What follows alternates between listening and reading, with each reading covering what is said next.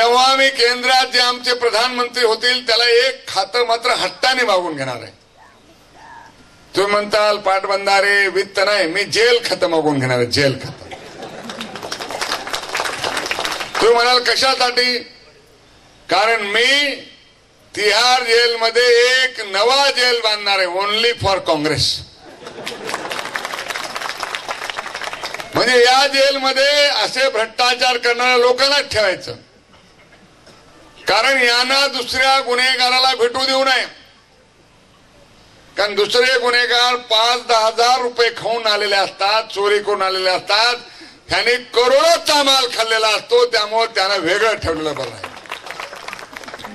कारण यांचे संस्कार दुसऱ्यावर घडू नये म्हणून याला वेगळं ठेवलं पाहिजे. भारतीय जनता पार्टीचं सरकार आल्यानंतर ह्या इलिगल माईनच्या भ्रष्टाचाराची चौकशी केली जाईल आणि त्याच्यात जे दोषी त्यांना जेलमध्ये पाठवलं जाईल. कायद्यापेक्षा कोणीही मोठं नाही. आणि त्यामुळं कोण जेलमध्ये जाईल हे तुम्हाला कळलेलंच आहे. ही परिस्थिती आहे. आतापर्यंत गोव्याने अनेक सरकार पाहिले. काँग्रेसचं पाहिलं, भारतीय जनता पार्टीचं पाहिलं, काँग्रेसच्या अनेक नेत्याची सरकार पाहिलं. पण इतकं भ्रष्ट, एवढा कार्यक्षम आणि एवढं ना करतं सरकार गोव्याच्या जनतेने पाहिलं नाही. एवढं हे भ्रष्ट सरकार आहे. आणि म्हणून हे भ्रष्ट सरकार उलथून टाका हे सांगण्यासाठी मी आलेलो. ते तुम्ही उलथून टाका.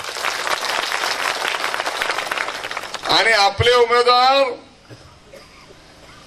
देसाई साधे देसाई नाहीत, ते फळ देसाई. आमच्या महाराष्ट्रात सत्तेची फळं मिळाली पाहिजे. फळं म्हणजे फ्रूट आणि फळं म्हणजे सत्तेचे लाभ. आणि मला पूर्ण विश्वास आहे हे देसाई स्वतःसाठी लाभ घेणार नाही, सगळी फळं तुम्हाला देतील असा मला विश्वास. म्हणून आम्ही फळ देसाईला उभं केलं. Apple apple. याने तर कोणतं फळ ते सुद्धा सांगून टाकलं. तर हे शेवटी कुठल्याही सरकारचा फायदा सामान्य माणसापर्यंत पोहोचला पाहिजे. सरकारचा सगळा फायदा स्वतःलाच घेण्याच्या संबंधीचं हे सरकार यापूर्वी गोव्याच्या जनतेने पाहिलं नाही. आणि आम्ही यावेळी ठरवलं, मागच्या निवडणुकीत आम्ही हारलो, त्याच्या मागच्या निवडणुकीत हारलो, पण यावेळी आम्ही जिंकायचं ठरवलं. आणि यातली जिंकण्याची पहिली गोष्ट आम्ही केली की आम्ही महाराष्ट्र गोमंतक पक्षाशी समझोता केला. त्यामुळं काँग्रेसच्या विरोधी मताची विभागणी आम्ही टाळली. मताची विभागणी होऊन त्याचा लाभ काँग्रेसला व्हायचा. त्यामुळं महाराष्ट्र गोमंतक पार्टी आणि भाजप एकत्र आले. मी गोव्याचा प्रभारी आहे. मी भारतीय जनता पार्टीच्या पहिल्याच बैठकीत सांगितलं आपण मगोशी युती केली पाहिजे. त्यामुळं राज्य 101% आल्याशिवाय राहणार. त्यामुळे आम्ही मगोशी तर युती केलीच आहे, पण 4 अपक्षांची सुद्धा युती केली. आणि पूर्वी काँग्रेसच्या अध्यक्ष असलेल्या निर्मला सावंत बरोबर आहे ना, त्यांना सुद्धा अपक्ष उमेदवार म्हणून आम्ही पाठिंबा दिलेला. त्यामुळे एकटा भाजप नाही, सर्वांना सोबत घेऊन, सर्वांना विश्वासात घेऊन, सर्वांना बरोबर घेऊन ह्या राज्यातलं भ्रष्ट सरकार घालवायचं आणि या गोव्यामध्ये नवं परिवर्तन घडवायचं, यासाठी आम्ही सगळे एकत्र आलेलो आहोत. भारतीय जनता पार्टी ही दुर्बल, उपेक्षित आणि मागासलेल्या वर्गांना अग्रक्रम देणारा पक्ष आहे. या ठिकाणी आदिवासी उमेदवाराला आम्ही उमेदवारी देऊ शकलो नाही, परंतु गोव्यामध्ये 3 आदिवासी उमेदवाराला, मागच्या निवडणुकीत 2, यावेळी 3 आदिवासी उमेदवाराला भारतीय जनता पार्टीने उमेदवारी दिली. एवढंच नाही तर आम्ही पक्षाचा जो जाहीरनामा प्रसिद्ध केलेला आहे, या जाहीरनाम्यामध्ये 300 कोटी रुपये हे आदिवासीच्या विकासासाठी वेगळे बाजूला करून ठेवू. त्यामुळं आमच्या विकासाचा केंद्रबिंदू, आमच्या विकासाचा कोणाला पहिल्यांदा विकास करायचा तर पहिल्यांदा आदिवासीचा विकास करायची ही संकल्पना भारतीय जनता पार्टी.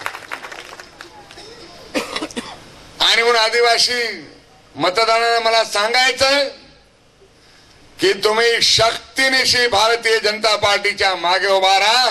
तुमच्या विकासाची मी गोपीनाथ मुंडे तुम्हाला विकासाची हमी देतो. मी बरेच वर्ष आमदार होतो, 5 वेळा. मला खासदारकीचं तिकीट दिलं तेव्हा लोक म्हणले मुंडेवर अन्याय झाला. त्यामुळं निवडणुकीमध्ये भारतीय जनता पार्टीने या सांगे मतदारसंघात योग्य उमेदवाराला आपण उभा केलेला आहे. खरं म्हणजे भाजपचा उमेदवार हा व्यक्ती नसतो, आमचा उमेदवार कमळ आहे. कमळ हा आमचा उमेदवार आहे. आणि यापूर्वी 3 वेळा कमळ या मतदारसंघातून निवडून आलेला आहे. हा कमळाचा बाले किल्ला आहे, हा कमळाचा गड आहे. गोव्यात काही झालं तरी हा गड आपल्याला घालवायचा नाही, हा कायम राखायचा. हा संकल्प भारतीय जनता पार्टी आणि या मतदारसंघातल्या लोकांनी केलाय. अशी भाषणं मी आधीच्या वक्त्याची ऐकली, त्यामुळे मला समाधान झालं आणि मला विश्वास आहे की भारतीय जनता पार्टीचा हा बाले किल्ला तुम्ही कायम राखाल असा विश्वास या सभेच्या निमित्ताने मी व्यक्त करतो. काय योजना आहेत? फळदेसाईंनी काही योजना सांगितल्या, पण गोव्याने एक योजना आणली आहे. मुलगी जन्माला आली की तिच्या नावाने सरकार बँकेत पैसे टाकणार आणि ती 18 वर्षाची झाली की तिला 1 लाख रुपये लग्नासाठी मिळणार. ज्यांचे नवीन लग्न झाले त्यांनी आता काळजी करू नये की मुलगा होणार आहे का मुलगी होणार. तेव्हा मुलीला जन्म घेऊ द्या, तुम्ही जन्म द्यायचा आहे, पण तिची लग्न करण्याची जबाबदारी सरकारने घेतलेली आहे. कारण या देशामध्ये जे 2011 साली जनगणना प्रकाशित झालेली, त्या जनगणनेमध्ये पुरुषांची संख्या जास्त झाली आणि महिलांची संख्या कमी झालेली आहे. जलपरीक्षा करून मुलीला जन्मच दिला जात नाही, मुलाला जन्म दिला जातो.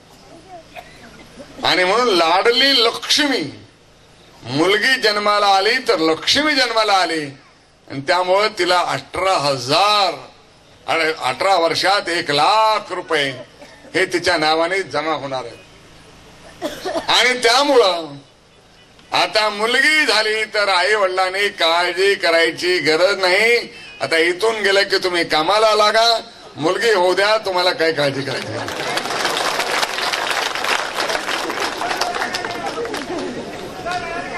आता तुझं लग्न झालं नाही, तुला त्याचा काही उपयोग नाही. पुढे मुलगा झाल्यास काय करावं हे नंतर सांगतो तुला. मुलगा झाला तर हुंडा घ्यायचा, लाडली लक्ष्मीचे पैसे नवऱ्यालाच मिळणार आहेत, त्यामुळे त्याच्यासाठी वेगळी योजना नाही. तर मी सांगत होतो आणखी 2 योजना, मला भरपूर योजना आहेत पण त्यातल्या 2 योजना मला आवडल्या. गॅस सिलेंडर आहे, केवढ्याला मिळतं सध्या? किती? 420? 425. गोव्यामध्ये भाजप मगोचं राज्य आल्यानंतर पुढची 5 वर्षे जगात गॅस सिलेंडरचे दर वाढले तरी गोव्यात वाढणार नाहीत.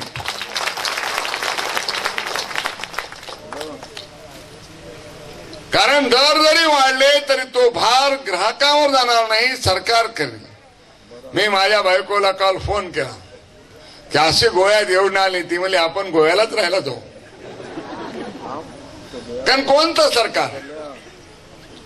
त्याचबरोबर आपल्या देशात महागाई का वाढली, त्याची जी अनेक कारणे, त्यातलं पेट्रोलचे भाव वाढले हे कारण आहे. कारण दर 6 महिन्यांनी पेट्रोलचे भाव वाढत होते आणि 6 महिन्यात 6 वेळा एकदा वाढले, आठवड्यात 2दा एकदा वाढले. आणि म्हणून हे पेट्रोल जे आहे ते अटलजीच्या काळामध्ये 32 रुपये होतं. आता काय भाव आहेत पेट्रोलचे? किती? 64. आणि आता हे भाव एखाद्या वर्षात 100 रुपयापर्यंत जाणार. आणि मग पेट्रोलचे भाव वाढले की रिक्षाचे भाव वाढतात, पेट्रोलचे भाव वाढले की गाडीचं भाडं वाढतं, पेट्रोलचे भाव वाढले की ने आणीचे भाव वाढतात आणि महागाईमध्ये वाढ होते. पण गोव्यात जर भारतीय जनता पार्टीचं सरकार आलं तर गोव्या सरकारचा जो सेल टॅक्स आहे, ज्याला व्हॅट म्हणतात, हा व्हॅल्यू ॲडेड टॅक्स इथल्या पेट्रोलवर लावणार नाही. त्यामुळे 11 रुपये प्रति लिटर पेट्रोल तुम्हाला स्वस्त मिळणार आहे. त्यामुळे आता बायको फिरायला चला म्हणली की नाही म्हणायचं नाही. आता पेट्रोल महाग आहे, तुला कुठं निघालं? तर आता बायको जर फिरायला घेऊन चला म्हणली तर घेऊन जाता येईल, कारण 11 रुपये लिटर मागे आपले वाचणार आहे. ही स्थिती आहे.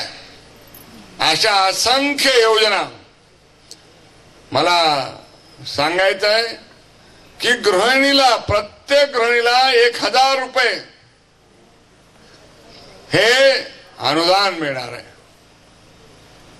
आणि लोक विचारतात की एवढं भारतीय जनता पार्टी कसं काय करणार आहे, ह्याला पैसा कुठून आणणार आहे?